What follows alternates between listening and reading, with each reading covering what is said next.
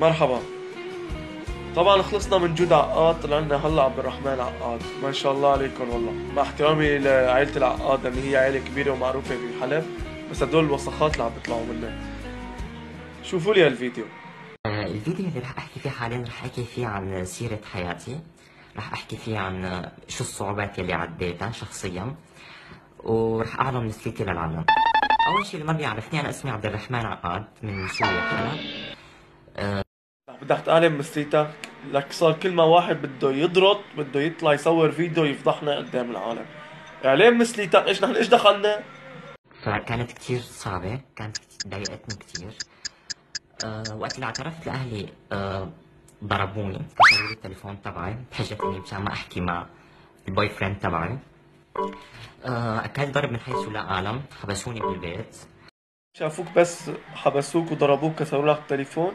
احمد ربك اكون انا بدال ابوك، لكن دحشت العصاي بطيق عينك بالنص. بعدين احنا ايش دخلنا يزعل البوت فريند تبعك؟ عليك وعلى البوت فريند. ما من حق أي حدا يفوت يتدخل بحياة أشخاص تانيين. أنا تعرضت لمشاكل حياتية، وتعرضت حتى لضغوطات نفسية، اضطريت إني أنتحر أكثر من 9 مرات بسبب مجتمع بيكبت حقوق الأقليات بالمجتمع. 9 مرات انتحرت ولا مرة زبطت ولا مرة؟ ايش مثل القط بسبع رواح؟ جي الله يبلاك كيف يقتلك. بعدين ما حدا دخلوا فيك اذا صرت جاي ولا صرت بنت ولا صرت جحش ولا صرت حمار ولا صرت كلب. انت بس لا تطلع وتحكي فيديو وتشوه سمعة السوريين، لان انت الصرماية في اجر كل سوري. صلحت مع نفسي وعرفت مين أنا ومين بكون. أنا ما اخترت هذا الطريق. طبعا أكيد ما حدا بيرضى أن يكون جاي بمجتمع محافظ، مجتمع بيحرم هذا الشيء، ومجتمع برفض هذا الشيء. فرجاء ما تقولوا هذا موضوع اختياري. الزلمة بيعرف مين بيكون، يعني في هيك شغلات عم تتحرك جواته، يعني لازم كلياتنا نوقف معه. عرفت كيف؟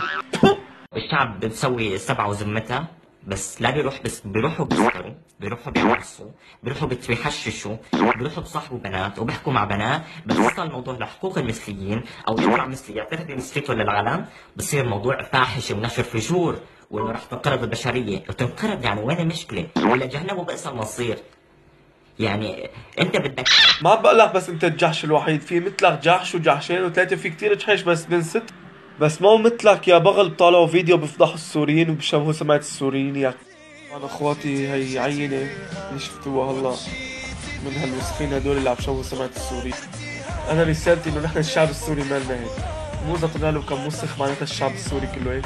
الشعب السوري اشرف واطهر من انه يكون هيك. وبتمنى من اي واحد لو ما مسوي فيديوهات شاف هيك شي يسوي فيديو لحتى يوصل صوتنا لحدا، لحتى يعرفوا العالم انه نحن السوريين مالنا هيك. هدول وسخين مؤامرة حتى يوسخوا سمعة الشعب السوري. بنهاية الفيديو تحياتي للجميع وللشعب السوري الغالي الحبيب، ولا تنسوا تعملوا اشتراك بالقناة ولايك. يعني ما هذا طالبينه منكم، مو شي تاني، احسن ما بعدين انتوا شو طلع عبد الرحمن عقاد. يلا السلام عليكم.